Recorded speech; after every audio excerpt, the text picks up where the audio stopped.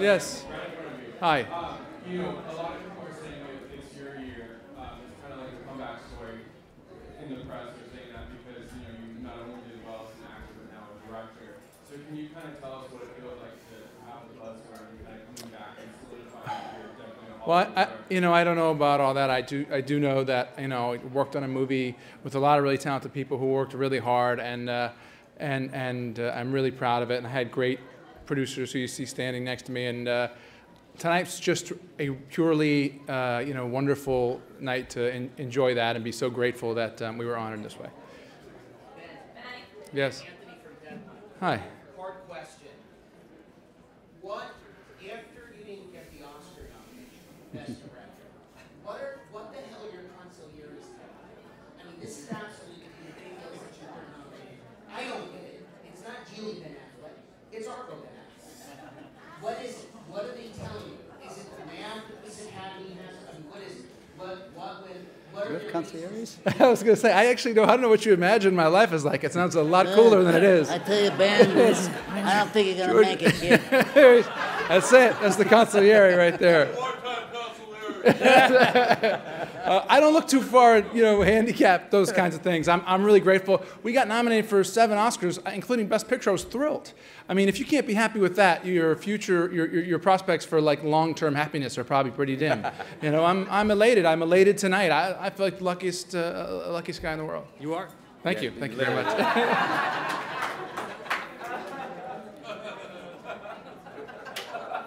Don't laugh. That's his friend from college that's laughing. It was fun. Hey, man, now that I said back here. Hi. I guess what was the toughest thing? It's such a movie, such a huge scope, what's the toughest thing to shoot? Probably the hardest thing had to do, directorially anyway, had to do with trying to have 3 different tones and make them work together as one movie. I was lucky. I got supported by a great cast. I had really good producers who helped me organize what was a bit of a, for me anyway, kind of a Leviathan production, several continents, different cities, a lot of extras, all that kind of, we were sort of a poor man's David Lean movie in that way. But I got lucky, and I'm really pleased. How did All the President's Men influence your shooting style?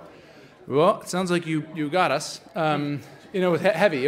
That was a big influence for the CIA stuff. We emulated everything from the way they used the move the dolly to some of the color tones to that sort of texture of the 70s to a sort of tone, the way the men kind of talked to one another. And it was an era when it was basically male-dominated offices, whether it was Washington Post or the CIA. The CIA at that time, there was not one woman that worked anywhere except as a secretary in the whole place. So it was a very different feel, and we used All the President's Men because it was the most perfect, well done example of that.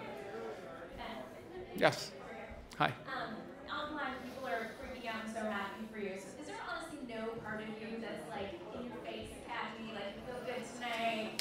Listen, I am a member of the Academy. We got nominated for awards by the Academy. The Academy is made up of people that made all the great movies that we talk about and love. So I am an enormous admirer of the Academy. I'm also thrilled to get this acknowledgement, but I take it as an acknowledgement of the collective work effort. Which Academy are you talking about? So you got to laugh from tape. This is only his friends. Yeah. Go ahead. Sure. We're supposed to wait for the microphone. Oh, okay. Sorry. There, I've got it. Congratulations to all of you. Thank you. Thank you. Ken, Grant, George, can you talk about what you saw in him as a director and the business of him going from actor to director? How all 3 of you, how was that collaboration? He was cheap, right? He was really And available. cheap and available, like we like him. Well, he did a couple of great movies. Yeah, he did. Yeah, listen, he'd done a couple of really great movies. There's a funny thing when you look at Ben, and part of the reason why there's such a great admiration for him at this stage in his career is because, he was in actor jail for a couple of years. We've all done it. I did Batman and Robin. Trust me, I know. And a lot of times it's how you handle yourself when things are not going particularly well. That's what creates a career, as opposed to just you had a good run. he directed his way out of this. He got in it. He did Gone Baby Gone. It was a terrific film. It made money. Then he did The Town. It was a big hit and a really good film. And this is a step even further in the right direction. And it continued to make money. Movies like this make money. You get to make more movies like this. That's what he did, and that's what he brought to this film. And I can't tell you how proud we are to have worked with him, and how much I hate him. It's true. He's great. Thank you. You're welcome. No, everything he's saying is true. No, The truth, go ahead, sorry. The Yes, hate, great, yes. I think the thing for me about this coming into the project is a very hard project to do, hard to navigate, hard to sell. You know, George and Grant have used their weight, their talent, their commitment to make these kinds of movies. And so I felt like I wasn't just adrift, that I was in a place where, you know, these kinds of movies had been successful before, not just George directing himself, you know, as an actor, but also, you know, trying to make movies that are tricky, you know. And so I thought, well, when I need help, it'll very likely be there. Yes, the cast. Come on up with the cast. Who, us? Oh, no, I don't know. Tate, some people say you're sexy, some people say you're super sexy. I don't know yet. I don't know. Some people call him the Space Cowboy. Hop in. Oh man, yes. Sarah, here they It's a are. gnarly cast. So in the end, that's Alexander Desplat, who did our score, who's marvelously gifted. That's actor and musician George Clooney. This is Tony Mendez, the guy I play in the movie, the real American hero, Tony Mendez. This is Chris Terrio, who wrote the screenplay and kind of created the whole thing really behind him. Victor Garber, extraordinary man, played Ken Taylor in the film and married me, among other, you know, stains to his character. And this is, of course, Bryan Cranston, Alan Arkin, John Goodman, Pete Donovan, and Grant Heslov. You know all of them because they're very well known. Ben, Brad here at front. You've come a long way since the last time you were here, last time you won an award. What would you say is the most important thing you've learned about show business, and what's up next for you as a director? I'm not sure what's up next for me, and I've probably learned a lot. I'm not, or nothing. I don't know. I noticed that these are a different shade 15 years later. But other than that, it's you know, I've learned that you're to try to pick things wisely and pick your collaborators wisely. And I think what's good about the movie is reflected on by all the people that you see standing behind me, and that's not just bullshit. I mean, I genuinely, truly believe that. Work with people who make you better, and I did that in this movie. Hello, Ben here. Okay, yeah? You're right. Yes. Yeah. In these times of turmoil, you managed to make a movie that is just talking about something that happened in the past, involving like American politics and everything. Yes. And it's not like so controversial as, for example, Zero Dark Thirty, because that's what you like torture or anything like that. Do you think that should be seen as a movie that takes a different perspective, that's a movie for different kind of audience that respect some of the things, or it's just like what you see just as a part of a movie conversation about like the same issue, like in time, different times? No, I think this is a movie for all audiences, you know. I mean, maybe not under a certain age. I wouldn't take my kid, but that's because, you know, I don't want her repeating the F word all around the house. This is a movie that I believe, that I hope that I made for everyone to see. Not for American, not for international, and not one that carried a political agenda that wanted to be didactic in any way, but rather like just presented the facts of our history of involvement with Iran, what happened with the Islamic Revolution in Iran, what happened when Tony Mendez went into Iran and helped these 6 diplomats get out.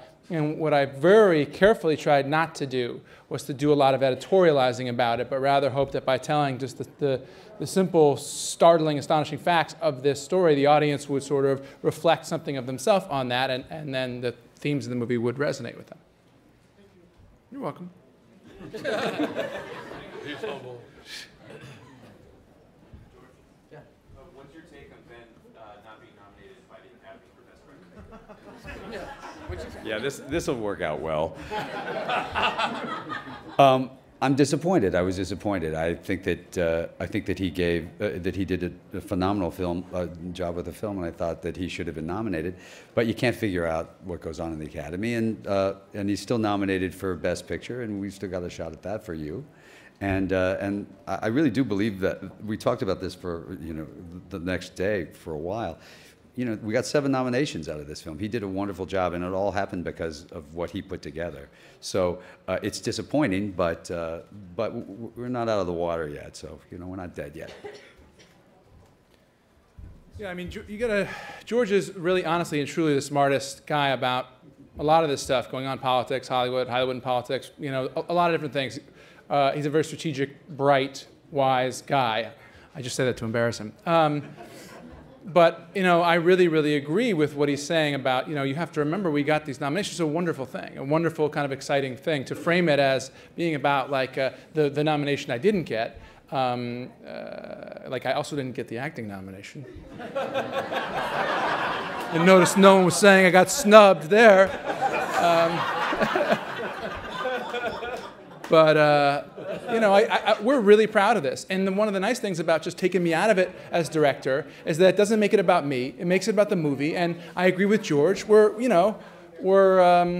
trying our best, and we think we still have something left in us. And we love and admire and respect the other films that are out there. And, you know, so in that spirit, we believe we can still go forward. George, you have a reputation of doing great movies. Why didn't you do this since you produced it? Why didn't you keep it for yourself? Well, had I known he was going to do such a good job, I probably would have tried. We were doing Ides of March. We were off doing that. We sent Ben the script, and he read it, and he said he wanted to do it, and Warner Brothers wanted to do it. And for the minute that happened, Grant and I had a long conversation, and we had a couple of meetings with Ben, and his take automatically was, it was just so good, you know, because the thing you have to understand, Chris's script, you know, when you commission a script to be written, usually the first draft doesn't work very well. In fact, I've never seen one work well. This one, Chris's first draft was a great first draft, a shootable first draft.